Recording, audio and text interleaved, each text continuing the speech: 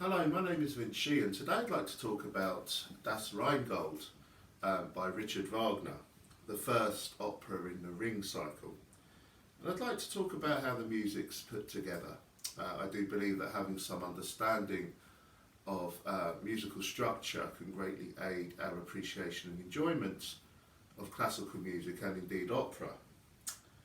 Now, my videos are usually about symphonies, but I do believe that Wagner is one of the greatest symphonic composers, even though he didn't compose any famous symphonies. Why is he a great symphonic composer? Well, because all the material in his mature operas are developed extensively to their full potential. Wagner famously had a system of leitmotifs in his mature operas, the Ring of course being the most famous example of this, and each idea, each motive, each melodic fragment, which of course represents things, characters, situations, emotions, they come back in a variety of guises, developed, whether it's through the harmony or the lengthening or shortening of the notes or the tonality, whatever it might be, combinations of instruments. The whole thing is developed in this heady mix of high art, of literature aspiring to the greatness of Shakespeare or Goethe, certainly Wagner would have thought that anyway, and the music aspiring to the greatness of no less a figure than Beethoven. A complete artwork. And it's great to talk about Das Rheingold this evening because this opera in particular from the Ring is a favourite of mine. It's the first opera I knew very well. After performing excerpts from the Ring in a youth orchestra, I was hooked on Wagner, and not having the money to buy the whole set of CDs, of course being very expensive, and though streaming in those days, I remember getting as a Christmas present Das Rheingold conducted by Daniel Barenboim, and I was hooked. Das Rheingold has often been said to perhaps lack the psychological depths of the later Ring operas, and perhaps lacks the moments of extreme beauty from some of the other Ring operas. But I think it makes up for that in its sheer pace, its sheer excitement, the sheer drama which takes place in this fairly short opera by Wagner standards, about 2.5 hours. So much is crammed into it. Musically and dramatically, and it really is a wonderful work. Indeed, I think it's a great introduction to the world of Wagner and even to opera itself. Das Rheingold was the last libretto to be written of Der Ring des Nibelungen. Wagner started with Siegfried's Tod, as it was called, and he realised he had to put a backstory to that. All this story based on Norse mythology. So then Siegfried, the young Siegfried, was added to that, and that became Siegfried the opera eventually, and Siegfried's Tod Götterdämmerung. Then he had the Valkyrie before that, before finally getting down to writing Das Rheingold, which he regarded as an introduction to the other three operas. But Das Rheingold was the first opera where the music was composed, and it said he had a dream for the very opening of the Prelude, and it really is a remarkable opening to any musical work. We have this pedal E flat, which I think goes on for something like 70 bars or something like that. Right in the depths, we have this idea.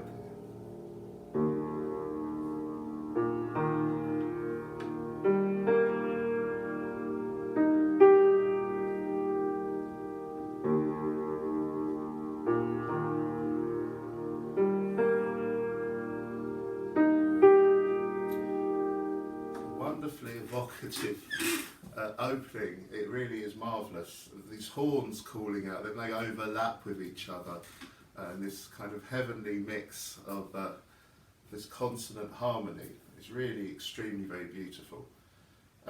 This represents the Rhine itself. There's also something very primeval about this music. It's not only the Rhine, perhaps Wagner is conjuring up, but the very beginnings of creation itself, the very beginnings of the world. Eventually, the Rheinmaidens turn up. They're frolicking around in the Rhine with this.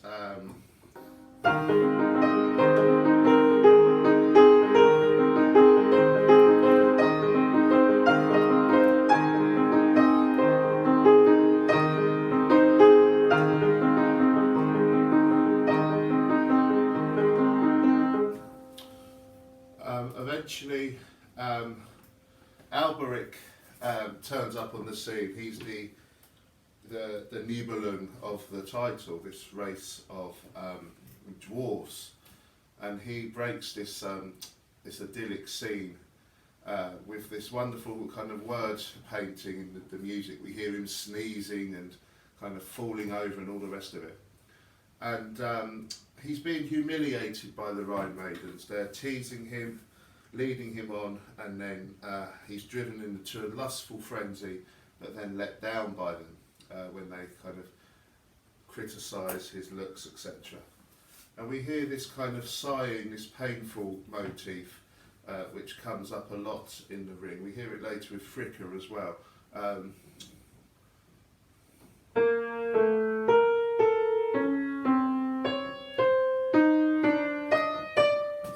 This kind of descending semitone. Eventually, the Rheingold itself is seen. It kind of glints in the gloom of the Rhine. We hear this unforgettable leitmotif. Heard on the horn, a really wonderful moment. The Rheinmaidens extol the greatness of the Rheingold, and we have these famous chords.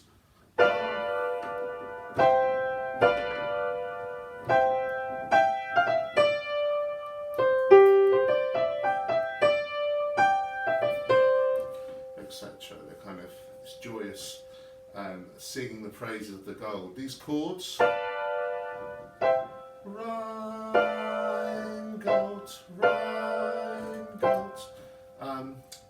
That perseveres to the end of Goethe Dämmerung, believe it or not, when it's kind of really twisted, the harmonies are really twisted. It's very a great example of Wagner's symphonic craft.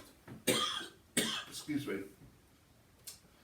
The Rheinmaidens stupidly let slip that if this gold is stolen, a ring can be forged out of it, which would give the owner power over all the world if they're willing to curse love, and of course no one would be stupid enough to do that. Well, they're wrong, but here's the first quote of the ring motif, sung by Wagner, one of the Rheinmaidens.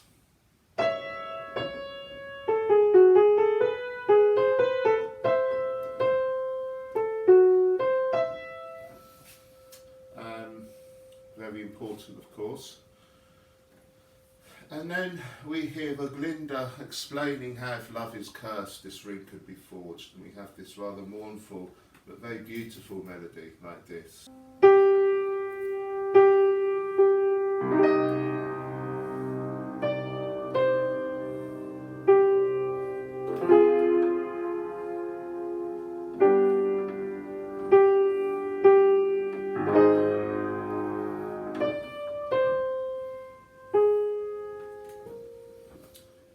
Of course, Alberich does curse love, and he makes off with the gold. And we have this wonderful transition there where we hear the previous leitmotifs going from the depths of the Rhine all the way to the top of a mountain for scene 2. There's no acts in Das Rheingold, there's 4 scenes. And here we have one of the most famous melodies in the Ring, that of Valhalla. Wotan is admiring Valhalla, which the giants have just constructed for him, and the motif is like this.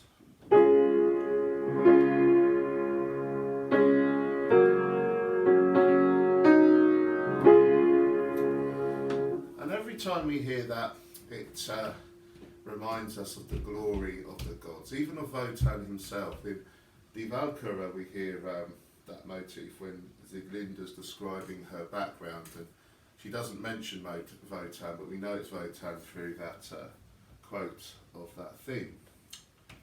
Now Fricka, of course, is worried, Wotan's wife, about the payment of Freia, the goddess of youth, Fricka's sister, to the giants as payments. Of course, Wotan has no intention of paying the giants Freia, but he's in this pickle, this contract is made, and Wotan is tied to the contracts. He can't escape them. That's what he realises in these operas. And they're symbolised by his spear. And this famous descending motif is all about Wotan's contracts.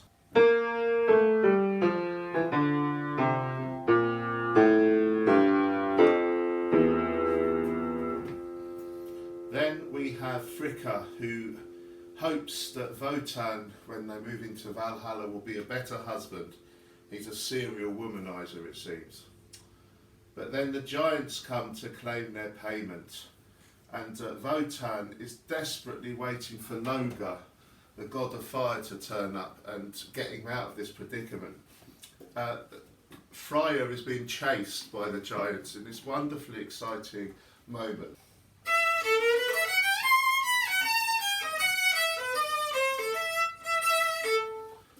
This really ardent theme representing Freia.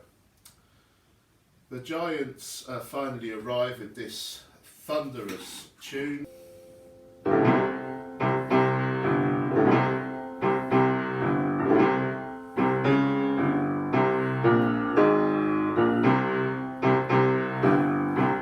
Etc. The giants demand Freia as payment, of course. And then Wotan is reminded by the giants of the contracts that bind him. We have this new idea, which we hear, it's like a canon, we hear in two parts. It goes like this.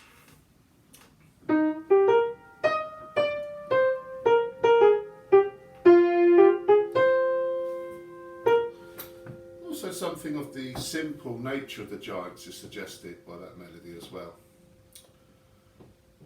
Fasolt, out of the two giants, is Fasolt and Fafner. Fasolt he's really taken with Freia, and he longs for her to be his wife.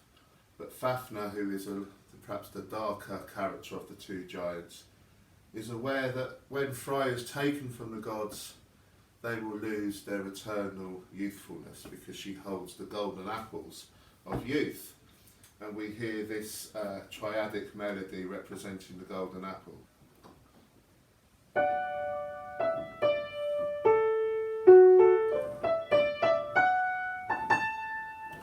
Hear them on horns. Freia's brothers, Donna and Fro, try to stop the giants taking her away, but to no avail. But Loga turns up. Loga, the god of fire, the trickster. He's the one who Wotan knows can get him out of this predicament. And Loga's motifs, there's 2 or 3 motifs associated with him.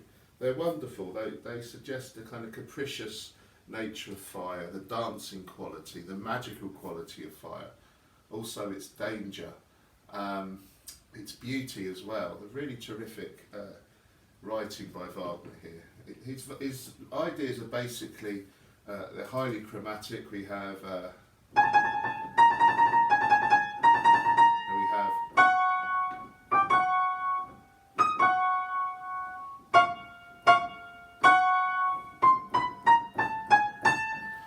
kind of busy chromatic demi-quavers going all over the place. Really wonderful writing. Wotan reminds Loga that he needs help, and Loga then talks about his travels throughout the world. He talks about this dwarf Alberich he's found, and Loga describes the power of this ring he's forged. Loga thinks it'd be a good idea to get this ring back, and the gods start to lust for this ring. The giants decide that gold would be a sufficient payment, the Rheingold, but they take Freia as hostage anyway. But of course, when Freia goes, the gods start to fade, because the apples are gone, they start to grow old. So Wotan makes a decision to steal the gold.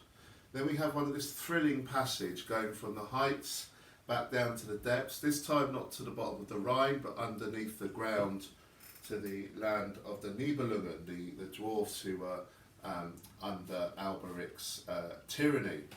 And we begin to hear this motif famously hammered out in anvils. We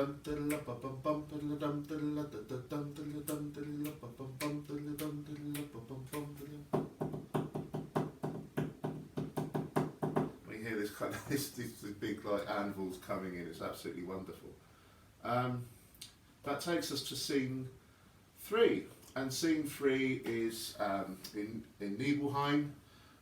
We have Alberich kind of tormenting his brother Mima, and there's this helmet that Alberich's fashioned out of the gold, which turns its wearer invisible, and Alberich is tormenting his brother wearing this thing. We have this rather mysterious idea for the Tarnhelm, this magical helmet which can change the person into different shapes or turn them invisible. Something John Williams, I think, would take up in some of his later films. Something like this.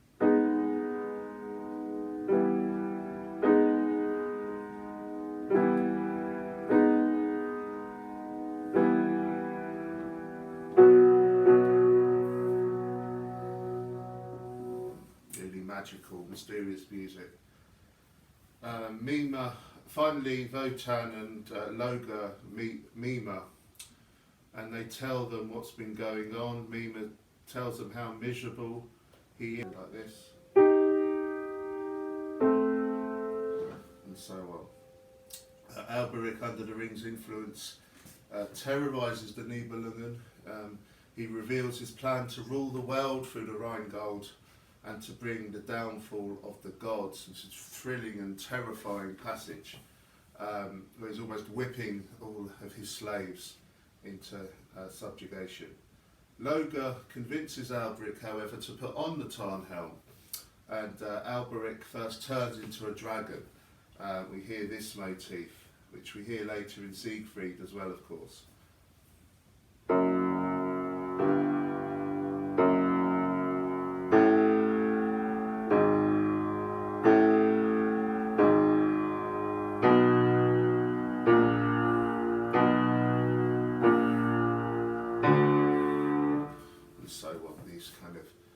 Creeping chromatic ideas representing the dragon. They convince Alberich to turn into a toad, and then they capture him and take the ring. Which brings us to scene 4. So we go back through Nibelheim up to the tops of the mountains again. Alberich is ordered to pay gold for the release of Freia, but he's not really too worried because he knows he has the ring, and the ring really is the key to everything. Alberich summons his slaves to bring gold up to the mountainside, and of course there's that thrilling rising bass idea and the Wagner break of brass here. It's a really brilliant moment in the opera. We kind of see how demented Alberich, well, if he was demented, he certainly is by now. Eventually Alberich is forced to hand over both the Tarnhelm and the ring, and he's set free. But before he goes, we have an expression of Alberich's hate, which is this rather queasy idea like this. And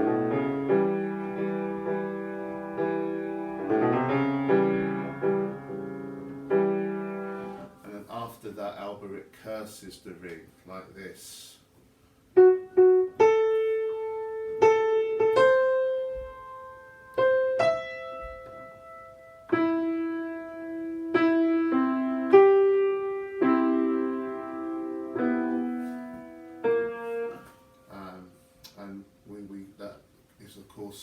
Repeated throughout the operas, the cursing of the ring. From now on, the ring will bring nothing but misery and despair, along with the power. The giants return with Freia and order her to be covered with gold in this shameful way. The gold is there to cover her completely, but Fasolt says he can still see the glint out of her eye, so they put the Tarnhelm on her, but he can still see something. And finally, they demand the ring itself. And it's this point we have one of the most remarkable parts of Das Rheingold. Erda is like this kind of mother goddess of the ring cycle, comes up from the depths, and she warns Wotan and the other gods of the consequences of keeping the ring. A really beautiful passage here, it's like this.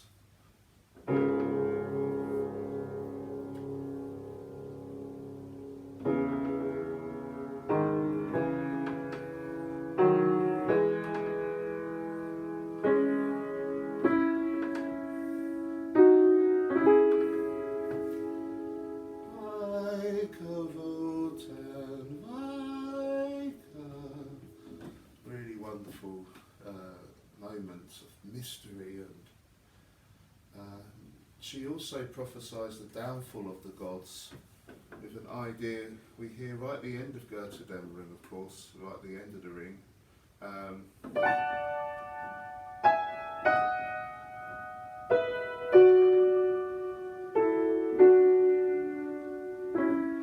Kind of descent. It's like the Erda motif inverted, going down instead of up. Wotan gives the ring to the giants finally, but no sooner as she's done that, the effect of the cursed ring makes itself felt, because Fafnir kills his brother Fasolt over the ring. And it's just then that Wotan begins to realise the dreadful power of the curse on this ring. But then that brings us to the end of the opera, because Valhalla is still there. The gods need to enjoy it. They need to make their grand procession into Valhalla. And Donna, the god of thunder, clears the air for their entrance, and he has the thunder motif.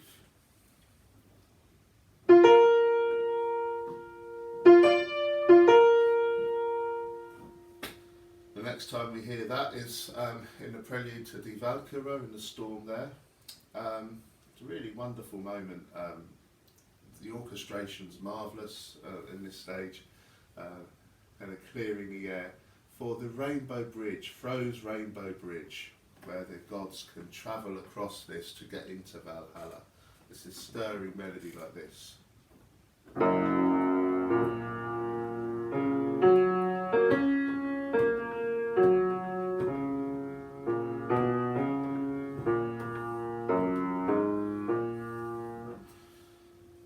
Wotan reflects on recent events, and we hear this new motif, which will become extremely important in the next opera, Die Valkyrie. It's the motif of the sword, which is Wotan hopes will kind of get him out of this predicament. You